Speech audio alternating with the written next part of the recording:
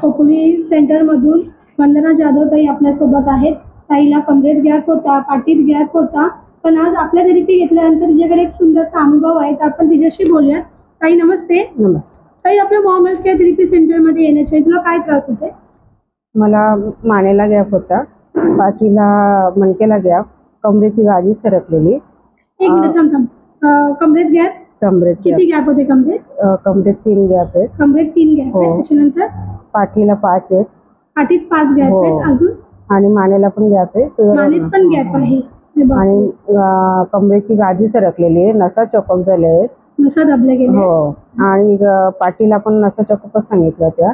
माझं रक्त जाड झालेलं, रक्त गोठल्या गेल्यामुळे डॉक्टर बोलले की तुम्हाला पॅरालिसिस नाही तर अटॅक येऊ शकतो. आणि मला हृदय पेन पण व्हायचं, त्याच्यामुळे हृदयाजवळ अशी सुजायचं आणि जाम मला पेन व्हायचं. एवढं पेन व्हायचं तर मी अशी खोकलू पण शकत नव्हती. शिंक आली तरी शिंक देऊ शकत नव्हती मी. अरे बापरे, म्हणजे तुला शिंकता पण तुला येत नाही, नव्हतं? शिंकता आलं तर मला पाठीला आणि हृदयाजवळ असं पेन व्हायचं, म्हणजे पूर्ण ओरडायची मी. बापरे. आणि रक्त जाड झालेलं हे तुला कोणी सांगितलं? डॉक्टरांनी सांगितलं की रक्त जाड झालं, त्याच्यामुळे सर्क्युलेशन थांबलं गेलं, ब्लड सर्क्युलेशन. त्याच्यामुळे हृदयाला त्रास होत होता तुझा. अरे बापरे. काही हे सगळे जे तुझे त्रास आहेत तुला चालू कधीपासून झाले होते? मला आता 4 वर्ष झाले चालू. 4 वर्ष तू हा त्रास सहन केला. नॉर्मल ताई 1-2 गॅप असेल तरी लोकांना उठता बसता येत नाही, झोपता येत नाही. तुझं काय? मी झोपतच नव्हती. मला खुशी झोपता येत नव्हतं, स्ट्रेट झोपता येत नव्हतं, म्हणजे कुठल्याच भागात मला झोपताच येत नव्हतं. मी चेअरवर झोपत होती, नाहीतरी रात्र तू चेअरवर बसून झोपायची. कारण झोपायला गेलं तर मला त्रास व्हायचा, अधून मधून झोपायला गेली तर त्रास व्हायचा मला. अशी किती वर्ष चेअरवर झोपलीस? मी तरी 3 वर्ष तरी झोपली चेअरवर. 3 वर्ष चेअरवर झोपून काढली? हो. नाहीतर मग भिंतीला डोकं टेकून अशी झोपायची. एवढं दुखायचं? म्हणजे मला एवढं पेन व्हायचं की मी ठणान अशी ओरडायची मी. मग त्यासाठी काही ट्रीटमेंट केलेलीस? डॉक्टरांकडे भरपूर ट्रीटमेंट केली मी, पण कुठं म्हणजे असं औषधी घेतलं की तेवढा पुरतं बरं वाटायचं मला.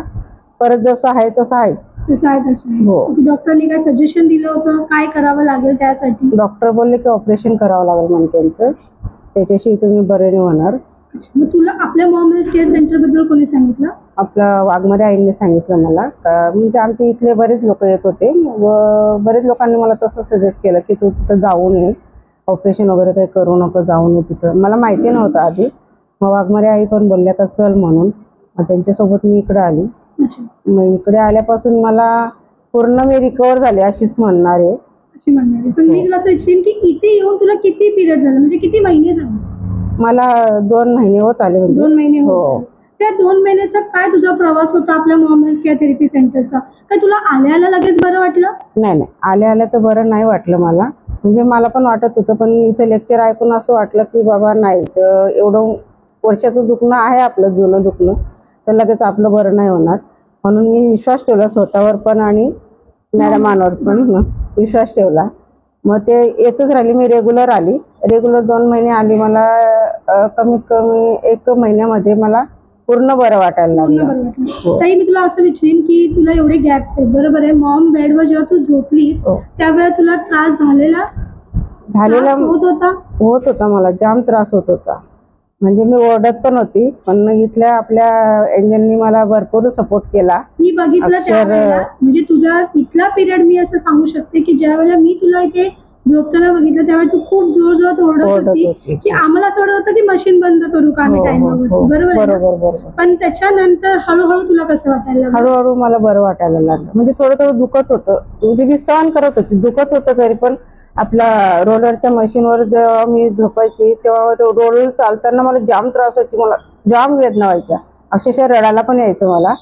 पण नंतरून मग रेग्युलर जशी मी थेरपी केली तसं मला मग आपोआप म्हणजे बरं वाटायला लागलं, त्रास कमी व्हायला. त्याच्यानंतर मॉम मॅटवर झोपताना कसं वाटलं तुला? म्हणजे काय त्रास होत होता? त्याच्यावर तू नीट झोपू शकत होती आधीच्या पिरियड मध्ये? नाही, मला कंबर पण लागत नव्हतं, पाठण पण लागत नव्हती, तिथपर्यंत शेक लागतच नव्हती, गरमाट लागतच नव्हती मला. पूर्ण 70च्या टेम्परेचरवर असून मी त्यांना वाढवायला लावायची. नाहीतर मग एंजल बोलल्या मला का पाय वर करून, म्हणजे असं जवळ घेऊन कमरेला आणि पाठीला घ्या. मग तसं करायची, तेव्हा मला जरा बरं वाटायचं.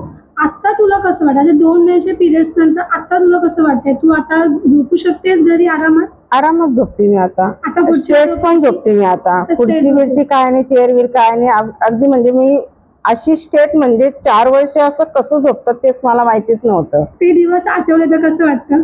रडायला येतं. ते दिवस आठवले तर रडायला येतं. मला वाटत नव्हतं की मी बरी होईल असं. बरी तर तू झालीच आहेस, बरोबर आहे की नाही? तू मला एकदा सांगितलं होतंस की मला सांगायला आवडेल की ज्या वेळेला मी तुझ्याकडे अशीच बसली होती मॉम मॅटच्या बाजूला, त्यावेळेला ताईने मला एकच प्रश्न विचारला होता की एंजल, माझ्या 3 मुली आहेत, 2 मुली आहेत, मला मी नक्की बरी होईल ना?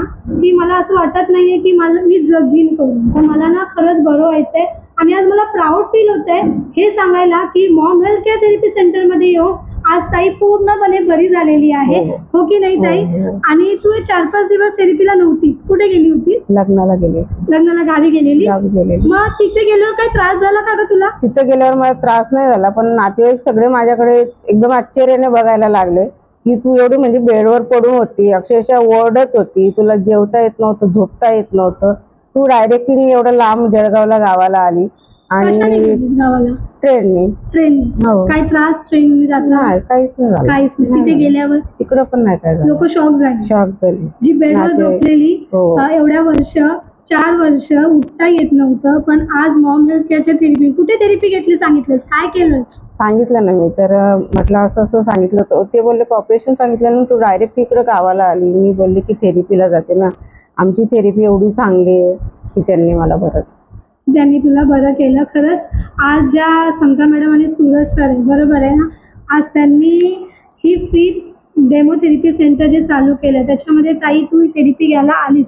काय बोलशील समता मॅडम आणि सूरज सरांसाठी? त्यांच्यासाठी काय बोलावं तेच मला कळत नाही, म्हणजे शब्दच नाही माझ्याकडे. कारण मी एवढे माझ्या आजाराला वैतागली होती एवढ्याशा वयामध्ये, कमी वयामध्ये. मला अक्षरशः असं वाटत होतं की सुसाईड करून घ्यावं की असं वाटत होतं मला. म्हणजे तुला असं वाटत होतं की तू आत्महत्या करावं, एवढं तुला दुखत होतं. मला असं सांगायला आवडेल की म्हणजे हा डिसिजन माणूस तेव्हाच घेतो ज्या वेळेला माणूस अख्खा आपल्या आयुष्याला कंटाळलेला असतो. पण ताईने सुद्धा त्यावेळेला तोच डिसिजन घेतला, कारण का दुखणं सहन होत नव्हतं. पण आज मी म्हणेन की समता मॅडम आणि सूरज सरांमुळे, मॉम हेल्थ केअर थेरपीमुळे आज ताईला परत जीवनदान भेटलेलं आहे. बरोबर आहे की नाही? खूप खूप धन्यवाद. खरंच त्यांचे आपण जेवढे आभार मानू तेवढेच कमी आहेत. कारण का न ऑपरेशन करता, नाही काही गोळ्या खाता, नाही काही करता, आज ताईचं जो रक्त जाड होतं ते पातळ व्हायला चालू झालेलं आहे. बरोबर आहे की नाही ताई? मला 1 वर्ष झालं पिरियड येत नव्हती मला, तर आता पिरियड पण आले मला. अरे वा, त्याच्यामुळे पण मी जरा घरी थांबली. खूप चांगली गोष्ट आहे. म्हणजे नाही, रक्त जाड झालं. डॉक्टर बोलले की रक्त जाड झाले तर ते तुम्हाला येऊ शकणार नाही. पण आज तुला पिरियड सुद्धा यायला लागले, आणि त्याच्यासाठी खरंच समता मॅडम आणि सूरज सरांचे आपण जेवढे आभार मानू ना तेवढे कमीच आहेत. कारण का ह्या गरमाच्या थेरपीमुळे आज तुझ्या शरीरामध्ये एवढे बदल झाले, एवढा तुझ्या शरीरामध्ये पूर्णपणे बदल झाले. न गोळी न काही, आता काहीच नाही खात मी. गोळी एकही नाहीये की माझ्या एवढं काहीच नाही. एवढं माझ्याकडे गोळ्या आहेत पण मी अशा टाकून दिल्यात. काम करतेस? सगळं काम करते मी आता सगळं करते. खरंच ताई खूप छान वाटलं मला तुझ्याशी बोलून आणि तुझा अनुभव शेअर करून. आज तुला शेवटचा प्रश्न विचारीन, जे तुला बघतायत, बरोबर, जे तुला बघतील त्यांना तू काय सांगशील आपल्या थेरपीबद्दल? त्यांना एकच सांगेल की दवाखान्याची पायरीच चढू नका अजिबात. आपल्या थेरपीला या आणि आपल्या थेरपीला येऊन पूर्णपणे तुम्ही रिकवर व्हा. त्याच्यासाठी आपण काय ठेवलं पाहिजे? रेग्युलर यायला पाहिजे आणि विश्वास म्हणजे पूर्णपणे विश्वास ठेवला पाहिजे. पूर्णपणे आपण विश्वास ठेवला पाहिजे, तरच आपण विश्वास ठेवलास एवढं सगळ्यांनी ठेवायला पाहिजे. तर सगळ्यांनी विश्वास ठेवला पाहिजे, म्हणजे एखाद दिवस आपण नक्की काय होऊ, बरे होऊ.